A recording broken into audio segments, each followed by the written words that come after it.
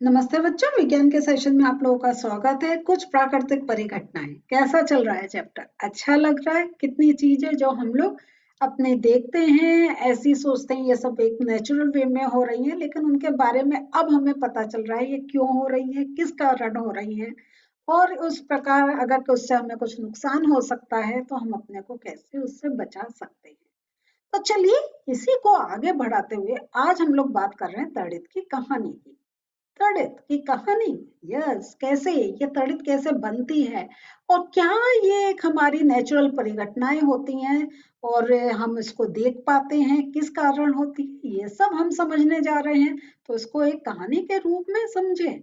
चलिए खोलते हैं अपनी बुक और इसको समझते हैं। नमस्ते बच्चों, विज्ञान के सेशन में आप लोगों का स्वागत है। जैसा आप लोग जानते हैं, हमारा चैप्टर चल रहा है कुछ प्राकृतिक परिघटनाएं। अब इसमें हम लोगों ने देखा कि कैसे एक तड़ित बनती है और उसका एक साइंटिफिक रीजन भी समझा कि ये तड़ित क्यों बन रही है, क्या कारण है और किस प्रकार हम उससे अपना बचाव कर सकते हैं। अब एक और प्राकृतिक घटना है और वो है भूकंप, और ये हम लोग आपको पहले भी बता चुके हैं कि ये जो चैप्टर है इसमें हम दो ही मेन जो प्राकृतिक परिघटनाएं हैं इन पर फोकस कर रहे हैं। तो तड़ित के बारे में हम लोग पहले समझ चुके हैं और आज जो हमारा सेशन है वो है भूकंप से रिलेटेड। आप देख रहे होंगे भूकंप के आगे मैंने पार्ट 1 लिखा हुआ है, क्योंकि भूकंप के हम दो सेशन में समझेंगे। आज हम लोग देखेंगे कि आज के सेशन में कि भूकंप क्यों आता है, और जो हमारा इसके बाद का सेशन होगा, जो भूकंप का सेकंड पार्ट होगा, उसमें देखेंगे भूकंप का बारे में हम कैसे जानकारी प्राप्त करते हैं और उसको किस प्रकार एक हम उसका एक ग्राफ भी क्रिएट कर पाते हैं। तो टाइम है बुक खोलने का, चलिए खोलते हैं अपने बुक और समझते हैं भूकंप के बारे में। तो बच्चों, आप लोग जैसा जानते हैं कि हमने तड़ित झंझा के बारे में देखा, तड़ित के विषय में हम लोगों ने समझा है, और ये हमने देखा है कि ये सारी जो हैं ये एक प्राकृतिक परिघटनाएं हैं जिसपे हम लोग ज्यादा कंट्रोल नहीं कर सकते हैं। लेकिन इन सब से हमारा जो, अगर हम कहें, हमारी जो जीवन है वो इससे प्रभावित होता है।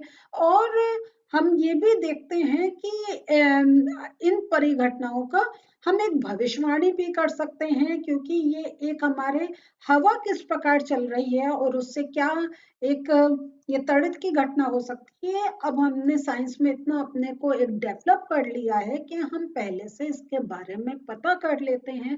तो इससे जो होने वाले नुकसान से भी काफी कुछ हम अपने को उससे उसका बचाव कर लेते हैं कि हमें कम नुकसान हो। और ये जो मौसम विभाग है ये हमें तड़ित के बारे में एक सूचना देता रहता है, और उससे, और गवर्नमेंट भी जो है, सरकार है, वो काफी जो तटीय स्थान है जहाँ पे बहुत नुकसान हो सकता है वहां पे वो अधिक सतर्कता देते हैं, एनजीओ सामने आते हैं और लोगों को एक उनके होने वाले नुकसान से उनकी बचाव करते हैं। और उसके साथ साथ अगर लोग फंस भी गए हैं तब भी उनकी एक हेल्प के लिए लोग आगे आते हैं। मेन है कि ये जो तड़ित की घटना है, ये इससे हमें एक पहले जानकारी मिल जाती है और हम उससे अपने नुकसान को बचा लेते हैं। लेकिन एक ऐसी परिघटना है जो अभी भी हम साइंस में उसके बारे में कि हमें पहले से पता चल जाए, ऐसा नहीं है, वो है भूकंप। हाँ, अभी हमारे पास ऐसा कहीं कुछ एक इस टाइप की चीज नहीं डेवलप हुई है जिससे हमें पता चल जाए कि इस क्षेत्र में भूकंप आने वाला है और हम बचाव कर सकते हैं। और इसलिए क्या होता है कि जब भूकंप आता है तो उससे बहुत अधिक नुकसान होता है, क्योंकि लोग पहले से प्रिपेयर नहीं होते हैं। कभी आप बिल्कुल सुबह सुबह आ जाता है जब लोग सो रहे होते हैं, कभी रात में आता है, कोई उसका आने का भी समय नहीं होता है। और इससे जहां जहां कहीं कहीं होता है, बहुत लाइट भूकंप होता है जिसको इंग्लिश में अर्थक्वेक भी बोलते हैं, तो नुकसान नहीं होता है। लेकिन कहीं कहीं, जैसे अगर देखें 2005 में 8 अक्टूबर को कश्मीर में आया, उरी के तथा गंगा तंगधार शहरों में बहुत बड़ा भूकंप आया था। और गुजरात के भुज में जो 2001 को 26 जनवरी को आया था, उस भूकंप को तो अभी तक लोग भूल नहीं पाए हैं। तो ये जो है देखिए पहले से क्योंकि मालूम नहीं होता है तो जान माल सबकी बहुत क्षति होती है और इसमें देखिए इस प्रकार से नुकसान होता है। और मैं ये ऐसा नहीं सोचती कि किसी बच्चे को ने ये भूकंप का वर्ड ही नहीं सुना हो या उससे कैसे हानि होती है, किस प्रकार हानि होती है उसके बारे में उसको ज्ञान नहीं ये है। लेकिन अब भूकंप आ जाता है, हम पहले से उसका पता नहीं लगा पाते हैं। लेकिन जैसा हमने पहले आपको तड़क के उसमें बताया था कि हमारी जब भी कोई एक नेचुरल एक प्राकृतिक परिघटना होती है, पहले ये माना जाता था कि हमारी जो सुपर शक्ति है, हमारे भगवान है, वो हम पर क्रोधित हैं और इस कारण हम पर ये एक हमें सजा मिल रही है, पनिशमेंट मिल रहा है, तो लोग पूजा पाठ करने लग जाते हैं, सब कुछ करने लग जाते हैं। लेकिन उसका एक कहें तो उसका एक उससे कि वो गुस्सा है इस कारण ऐसा हो रहा है, ऐसा नहीं है। कि इतना पता कर लिया है कि भूकंप क्यों आता है, ये जरूर है हम पहले से उसका बारे में पता कर सके ये नहीं अभी तक हमने डेवलप करा है। लेकिन किस कारण आता है, उसका होने का रीजन क्या है, ये हमारे वैज्ञानिकों ने उसके बारे में पता कर लिया है। तो यहाँ जो है आज हम लोग इसी को थोड़ा सा और डिटेल में पढ़ेंगे कि भूकंप क्या होता है, जब ये आता है तो क्या होता है, इसके प्रभाव को कम से कम करने के लिए हम क्या कर सकते हैं, तो इसके बारे में हम थोड़ी चर्चा कर रहे हैं। तो भूकंप होता क्या है, भूकंप जो बहुत कम समय तक रहता है। देखिए तड़ित झंझा ये जो होता है काफी देर, आधा घंटा, 1 घंटा, 2 घंटे चलता है।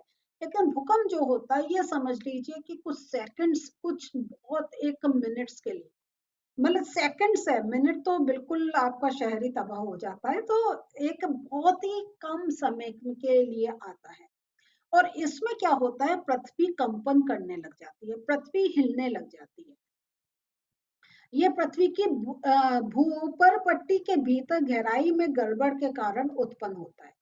तो भूकंप जो है, जो पृथ्वी की जो भूपर पट्टी है उसके भीतर जो गहराई में कुछ एक कहें गड़बड़ी होती है और भूकंप हर समय सब जगह आते रहते हैं। तो ये हम देखते हैं काफी कुछ एरियाज ये पता कर लिए गए हैं कि यहाँ पे भूकंप आने के काफी ज्यादा चांसेस हैं, लेकिन और काफी एरियाज में कि इसके कम चांसेस हैं।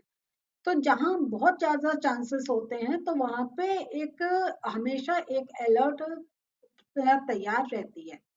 प्राय इनको नोटिस हम नहीं कर पाते हैं। विशाल भूकंप जो होते हैं वो बहुत कम होते हैं, वो रेयर होते हैं, छोटे मोटे आते रहते हैं कि जब हम बैठे और हमें लगता है धरती हिली, बस जब तक हम समझ पाते हैं कि धरती हिली वो नहीं आता है। लेकिन कहीं कहीं वो बहुत विशाल आते हैं और इतने विशाल आते हैं कि वो चाहे आपके बड़े बड़े भवन हो, पुल हो, बांध हो, उन सबको क्षति पहुंचा देते हैं। और जैसा हम जानते हैं कि इससे बहुत ज्यादा हानि होती है। 26 दिसंबर 2004 को हिंद महासागर में एक विशाल सुनामी आया था। महासागर के चारों ओर के तटवर्ती क्षेत्रों में अपार हानि हुई। तो इस प्रकार जो एक कहें तो ये आते रहते हैं, बहुत ज्यादा हानि तब भी अभी ये नहीं है कि हर साल हो रही है, बहुत बहुत टाइम बाद होती है। लेकिन वो हानि ऐसी होती है कि जिसको हम भूल भी नहीं पाते। लेकिन छोटे मोटे हमारे आते रहते हैं कि भूकंप आया, लेकिन उसके साथ आप ये भी न्यूज में पढ़ते होंगे जान माल को हानि नहीं हुई है। तो भूकंप का क्या कारण है, तो यहाँ पे देखें आपका ऐसा नहीं है कि हमारी पृथ्वी किसी सांड के सींग पर टिकी है, ऐसा नहीं है। प्राचीन काल में लोग भूकंप आने का यही कारण मतलब वो कुछ ना कुछ अपना बांध करते थे कि कैसे सींग पर है, कोई कहता था गाय पर है, कोई कहता था कि गाय पर है वो अपना पैर ऊपर नीचे करती है। लेकिन ये सब नहीं है। तो भूकंप का जो देखते हैं तो ये, और एक चीज आपको यहाँ पे ये भी बता रहे हैं कि जरूरी नहीं है, ऐसा नहीं है कि खाली इंडिया में, और भी जगह देशों में इसकी अपनी अपनी कहानियां हैं। लेकिन यहाँ पे अब हम वह देखिए इसको भूकंप का समझने के लिए हम पृथ्वी का पहले एक स्ट्रक्चर देख रहे हैं। हमें पृथ्वी देखिए ऊपर से इस प्रकार दिखाई देती है, लेकिन इसके अंदर ये बहुत गहराई तक इसकी डिफरेंट लेयर्स होती है। और ये जो होती है, ये जो हमने कहा था ना भूपर पट्टी के अंदर गड़बड़ की गहराई में गड़बड़, तो ये भूपर पट्टी है। और अंदर अगर हम देखें ये आंतरिक क्रोड है, ये बहुत अगर कहें ये बहुत ज्यादा गर्म होता है। फिर बाह्य क्रोड है और ये प्रवाह है और ये भूपर पट्टी है। तो यहाँ देखिए कि पृथ्वी के भीतर की सबसे ऊपरी सतह में गहराई की गड़बड़ के कारण भूस्पंद आते हैं और इस पट्टी को हम भूर पट्टी मीन्स ये देख लीजिए इस यहाँ पे जो होता है, ये जो भूपर पट्टी है आपको यहाँ पतली से दिखाई दे रही है, लेकिन ये तब भी काफी एक चौड़ी होती है और काफी अंदर तक गहराई में होती है। और वहां पे जब कुछ एक गड़बड़ होता है तो ये जो सरफेस होता है ये हिलने लग जाता है, और जब ये वहां की धरती हिलती है तो उस पर खड़े भवन नीचे गिर जाते हैं और जान माल की हानि होती है। तो पृथ्वी की यह परत एक खंड में नहीं है, ये टुकड़ों में विभाजित है। तो ये जो आप कह रहे हैं ना ये प्लेट, इसको हम जो परत है इसको हम प्लेट भी कहते हैं। तो प्रत्येक टुकड़े को प्लेट कहते हैं। और ये जो प्लेट्स हैं, ये प्लेट निरंतर क्या होता है, गति करती रहती है। तो ये जो हम यहाँ ऊपर पट्टी देख रहे हैं, ये समझ लीजिए ये अलग अलग प्लेट से बनी। और इन प्लेट्स में जब एक हलचल होती है, उस वो उनमें एक गति होती है, तो वो एक दूसरे से रगड़ खाते हैं, वो टक्कर करते हैं और आपका जो होता है वो भूकंप आता है। तो यहाँ जब वो टकराते हैं तो क्या होता है, ये प्लेट कभी कभी क्या होता है, ये कभी कभी तो थोड़ी सी हिली, लेकिन कभी कभी क्या होता है एक दूसरे के ऊपर नीचे हो जाती है। तो एक प्लेट दूसरी प्लेट के नीचे चली जाती है। तो इसके कारण भूपट्टी में विक्षेप उत्पन्न होता है और यह विक्षोभ पृथ्वी की सतह पर भूकंप के रूप में दिखाई देता है। तो ये प्लेटें ये आपस में टकरा रही हैं और फिर ये ऊपर नीचे हो रही हैं, और इस कारण जो हो रहा है ये रगड़ती हैं और जो ऊपर भूपर पट्टी है वो हिल जाती है। तो ये है कि हम भूकंप आने के कारण निश्चित रूप से जानते हैं, लेकिन ये संभव नहीं हो सका पाया है कि आने वाले भूकंप के समय तथा स्थान की हम भविष्यवाणी कर सकें। तो ये तो अब हमें समझ में आ गया है कि भूकंप क्यों आ रहा है, लेकिन ये पट्टियां कब एक दूसरे के साथ रगड़ खाएंगी, कब ये वो एक दूसरे के ऊपर नीचे हो जाएंगी, इसका हम पहले से प्रिडिक्ट नहीं कर पाए हैं अभी तक। पृथ्वी पर भूस्खलन ज्वालामुखी के फटने अथवा किसी उल्का पिंड के पृथ्वी से टकराने अथवा किसी भूमिगत नाभिकीय विस्फोट के कारण भी उत्पन्न होते हैं। तो इसके अलग अलग कारण हैं कि भूस्खलन ज्वालामुखी के फटने से भी होता है, किसी उल्का पिंड के पृथ्वी से टकराने के कारण भी होता है, या हम अगर भूमिगत नाभिकीय विस्फोट करते हैं उसके कारण भी उत्पन्न होता है। तो हमारे क्योंकि न्यूक्लियर हमारे बहुत रिएक्टर सब बन रहे हैं, न्यूक्लियर एनर्जी पे हम एक हमारी रिसर्च चल रही है, तो उसका कि उसका कितना इफेक्ट होगा क्या होगा, तो काफी समुद्र के नीचे या हम पृथ्वी के काफी नीचे उनका विस्फोट करके उनका रिएक्शन देख रहे हैं। तो उस कारण भी वो जब हीट क्रिएट हो रही है तो उस कारण भी ये जो प्लेट्स हैं इन पे फर्क पड़ता है। लेकिन जो आपको जैसे लिख रहे हैं कि अधिकांश भूकंप पृथ्वी के प्लेटों की गतियों के कारण ही आते हैं। तो यहाँ हम देखते हैं कि जहां प्लेटों की सीमाएं दुर्बल होती हैं वहां भूकंप आने की संभावना अधिक होती है। तो जैसा मैंने आपको पहले बताया था कि कुछ क्षेत्र आइडेंटिफाई हैं कि यहाँ पे ये जो है ये अर्थक्वेक प्रोन एरियाज हैं, और वो हम जब कह रहे हैं ये अर्थक्वेक प्रोन एरिया से यहाँ अधिक आने की संभावना है, तो वहां पे जो इनकी प्लेटें की सीमाएं वो काफी दुर्बल होती हैं। इन दुर्बल क्षेत्रों को हम भूकंपीय क्षेत्र या भ्रंश क्षेत्र भी कहते हैं। ये इंपॉर्टेंट पॉइंट्स हैं जो मैं आपके लिए मार्क कर रही हूँ, आप भी अपनी बुक में मार्क करते जाइए। और जो ये हमने क्षेत्र आइडेंटिफाई कर रहे हैं भूकंपीय क्षेत्र, वो है कश्मीर, पश्चिमी तथा केंद्रीय हिमालय, समस्त उत्तर पूर्व कच्छ का रण स्थान, राजस्थान तथा सिंध गंगा के मैदान। तो ये सारे जो हैं ये हमारे भूकंप के क्षेत्र में आते हैं। दक्षिण भारत के कुछ भाग भी खतरे के क्षेत्र में आते हैं। तो यहाँ ये देखिए, ये हमने आपको इसमें भी दिखाया। तो ये जो एरिया है यहाँ पे, क्योंकि इनकी प्लेट्स ये थोड़े से ज्यादा वहां पर एक वो इतनी चौड़ी नहीं है, तो उनमें एक काफी एक कहें संभावना रहती है भूकंप आने की। किसी भूकंप की शक्ति के परिमाण को रिएक्टर पैमाने पर व्यक्त किया जाता है। तो आप हमेशा देखते होंगे कि इस भूकंप का कितना परिमाण था, ये हमेशा आता है कि रिएक्टर स्केल पे इसका इतना काउंट आया। तो अधिक विनाशकारी भूकंपों का रिएक्टर पैमानों पर परिमाण 7 से अधिक होता है। भुज तथा कश्मीर में जो भूकंप आए थे वो 7.5 से भी अधिक थे।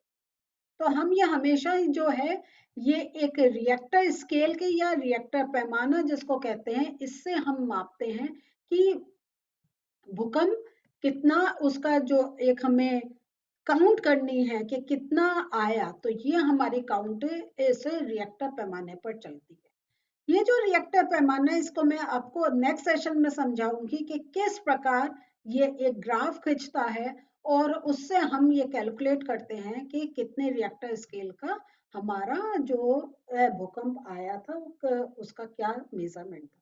तो ये समझ लीजिए जैसे एक हम स्केल लेकर अपना सेंटीमीटर मापते हैं, इसी प्रकार इसको मापने के लिए हम रिएक्टर पैमाने का उपयोग करते हैं। तो बच्चों यहाँ हमने देखा कि भूकंप का जो असली कारण है वो किस प्रकार ये जो प्लेटें हैं ये जब ये आपस में टकराती हैं और ऊपर नीचे हो जाती हैं, तो उस कारण भूकंप आता है। और ये प्लेटें अगर हम देखें, ये हमारी भूपर पट्टी के जो नीचे जो लेयर्स हैं इनको हम प्लेट्स कहते हैं, और इनके ही हिलने से भूकंप आता है। तो आज जो पढ़ा इसके नोट्स देख लेते हैं। भूकंप की बात करते हैं तो भूकंप पृथ्वी का कंपन अथवा झटका होता है।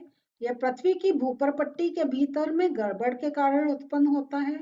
भूकंपों से बाढ़, भूस्खलन तथा सुनामी आ सकते हैं, क्योंकि जब वो प्लेट्स हिलती हैं तो सब तरफ एक हाहाकार सी मच जाती है।